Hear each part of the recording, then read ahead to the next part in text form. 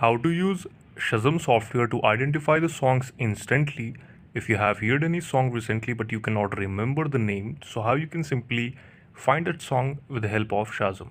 On Android device, you will be able to display a Shazam icon that says visible on the screen. Click on library, then setting. Shazam pop-up, click on setting and then allow display over other applications. The Shazam icon then floats on your screen on the top of your other applications while you play any music on any other application. It will be working on behind.